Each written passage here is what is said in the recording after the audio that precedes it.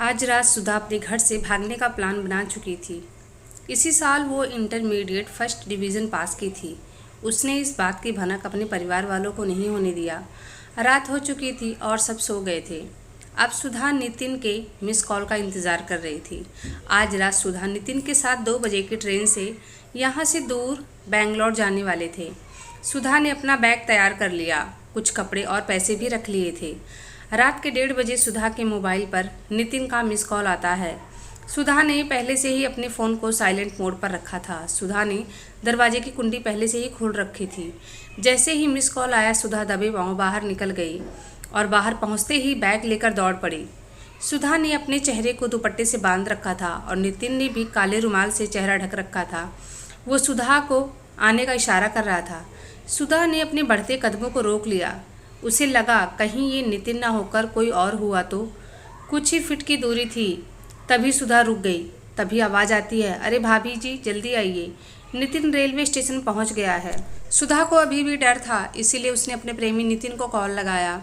उधर से नितिन ने कहा कि तुम कहाँ हो? मैंने अपने दोस्त को बाइक के साथ भेजा है, तुम जल्दी से आ जाओ, ट्रेन का टाइम हो रहा है। सुधा ये सुनते ही भागकर बाइक पर बैठ गई। रात के 2 बजे सुनसान रोड पर सिर्फ इनकी बाइक दौड़ रही थी। नितिन के दोस्त ने स्टेशन के पास बाइक रोक दी और सुधा को कहा, बेस्ट ऑफ लक भाभी, आप जाइए। सुधा थैंक यू बोलकर प्लेटफॉर्म पर भागती है। उसे कहीं नितिन दिखाई नहीं दे रहा था। सुधा के दिल की धड़कनें तेज हो गई। अचानक पीछे से सुधा के कंधे पर किसी ने हाथ रखा। सुधा पीछे मुड़कर देखती है कि उसकी जान में जान आ गई। वो नितिन था। दोनों अपने सफ़र की तरफ निकल जाते हैं। नितिन ने आगे जाने के लिए एक कार भी बुक कर लिया था। स्टेशन से उतरने के बाद नितिन एक कोल्ड ड्रिंक का बॉटल लाता है और अब दोनों कार में बैठ जाते हैं। आधा कोल्ड ड्रिंक नितिन ने पहले ही पी लिया था, बाकी का उसने सुधा को दे दिया पीने के लिए। सुधा ने पूरा बॉटल एक सांस में ख़त्म कर दिया और कुछ देर के बाद सुधा को चक्कर आने लगा। सुधा कहती है, नितिन मुझे क्या हो रहा है? इतना बोलते ही वो बेहोश हो जाती है। नितिन गाड़ी को एक विला के नीचे रुकवाता है और सुधा को उठाकर पहुंचाता है कोठे पर। नितिन अब अपने असली रूप में आ गया। सुधा को अभी बहुत बड़ा झटका लगने वाला है जब उसे ये पता चलेगा कि जिसके साथ वो ज़िंदगी जीने के लिए सपने देख रही थी, उसी ने सुधा को नरक में छोड़ दिया है। नितिन कहता है, बड़ा चोखो माल लाया हूँ, अभी इसे किसी ने चखा नहीं है, यहाँ तक कि मैंने भी नहीं। उस औरत ने नितिन को 1 लाख रुपए दिए। वो थी कोठे की मालकिन और उसका नाम है नाजमा। नितिन अब चला जाता है। नितिन ऐसी 4 लड़कियों को कोठे पर बेच चुका था। वो लड़कियों को अपने प्यार के जाल में फंसाता है और लाकर कोठे पर बेच देता था। कुछ घंटों बाद जब सुधा को होश आया और अपने आप को एक कमरे में बंद पाई तो सुधा हैरान हो गई। सुधा नितिन को ढूंढ रही थी। तभी एक औरत आती है, नाजमा, और कहती है, चल छोरी, जा खा पी कर तैयार हो जा, शाम को ग्राहक आने वाला है। सुधा कहती है, नितिन कहाँ है? तभी नाजमा ज़ोर ज़ोर से हंसने लगती है। ओ छोरी, 1 लाख रुपए दिया है उसे, वो तुझे यहाँ बेच कर चला गया।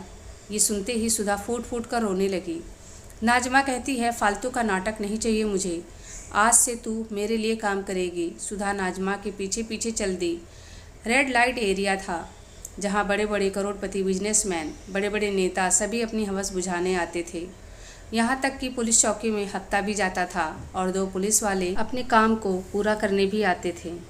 रात को 8 बजे के बाद सबकी ड्यूटी शुरू हो जाती थी। नाजमा कई सालों से ये धंधा चला रही थी। सुधा चारों तरफ अपनी नज़रें घुमा रही थी। सब तरफ सिर्फ औरतें ही नज़र आ रही थी। किसी कमरे में लड़कियों को नृत्य भी सिखाया जा रहा था।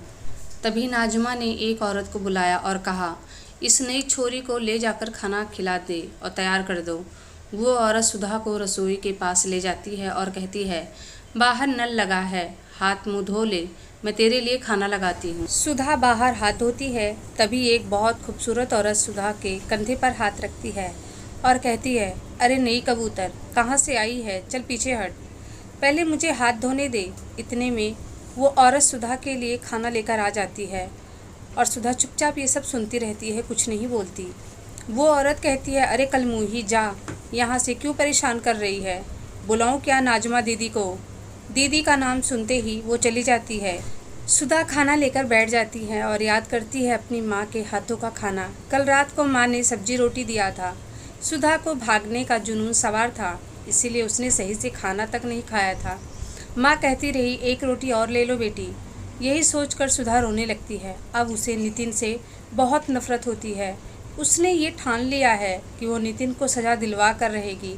नाजमा एक लहंगा लाकर सुधा को देती है और कहती है, ए छोरी, इसे पहन कर बता ठीक है या फिर और टाइट करवाना पड़ेगा। सुधा को लगता है कि अब वो शायद कभी इस दलदल से बाहर निकल पाएगी भी या नहीं। अब तक वो सिसक सिसक कर रोने लगती है। तभी वो औरत आती है। उसने सुधा को खाना दिया था। मत रो बेटी, यहाँ कोई अपनी मर्जी से नहीं आता। झूठ, फरेब, धोखा, चालाकी, यही सब करके लोग लड़कियों को बेच देते हैं। तूने क्यों किसी पर भरोसा किया बेटी? सुधा को उसकी माँ का रूप लग रही थी वो औरत। उसे लगा जैसे उसकी माँ उसे समझा रही हो। सुधा वो लाल रंग का लहंगा देखकर रोए जा रही है। मुझे अपनी माँ के पास जाना है, मुझे यहाँ नहीं रहना है। अपने आंसुओं को पोंछते हुए सुधा ने लहंगा चोली उठाया और दरवाज़ा बंद करने लगी। तभी उस औरत ने कहा, यहाँ कोई मर्द नहीं है, अभी तैयार हो जा। सुधा कमरे के दरवाजे पर सिटकिनी लगाने की सोची, लेकिन उसमें कोई सिटकिनी थी ही नहीं। सुधा वहीं खड़ी होकर कपड़े पहनकर तैयार हो गई। तभी वहाँ नाजमा आ गई और कहने लगी, अरे वाह! उसने 500 का नोट सुधा के सिर से घुमाकर उसे दे दिया। आज से तेरा नाम मोहिनी है। सुधा का नाम उसने मोहिनी रख दिया। आज से तू इस रेड लाइट एरिया की मोहिनी रहेगी। नाजमा सुधा को उस कमरे में ले गई जहाँ बाकी की लड़कियाँ ट्रेनिंग ले रही थी। तभी नाजमा के फ़ोन पर एक कॉल आता है। हेलो, मैं रघु। दीदी, एक बड़ी पार्टी हाथ लगी है। उनको 15-18 लाख का चोखा माल चाहिए। क्या कह रही हो? वो लोग लड़की को 5 दिन के लिए अपने पास रखेंगे। कुछ शॉर्ट फिल्म बनाना चाहते हैं। क्या कहती हो? तभी नाजमा गुस्से से बोली, अरे तू पागल तो नहीं हो गया? मैं इस रेड लाइट एरिया से बाहर किसी भी लड़की को नहीं जाने देती। फिर 5 दिन के लिए? कुछ गड़बड़ हो गई तो? रघु ने कहा, कुछ नहीं होगा। नाजमा ने सुधा को उस फिल्म मेकर के यहाँ भेज देती है।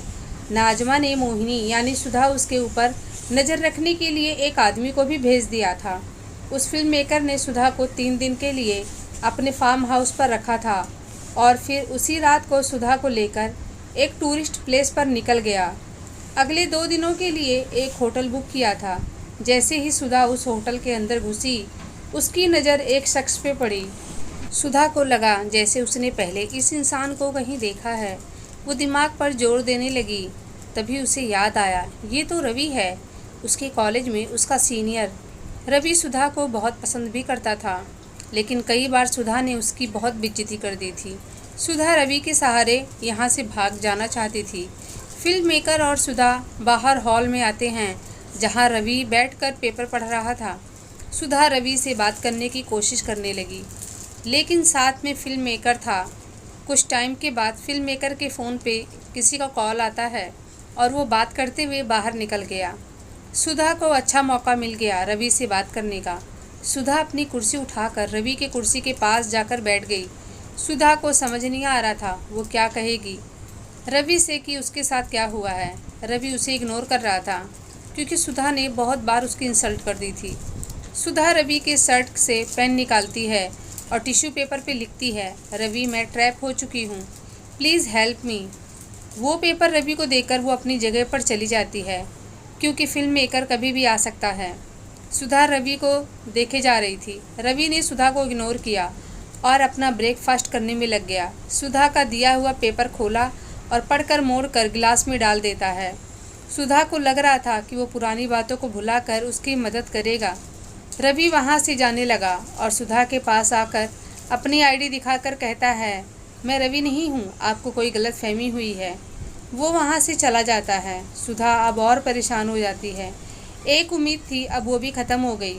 सुधा अपने पेपर को गिलास से निकालकर अपने पास रख लेती है।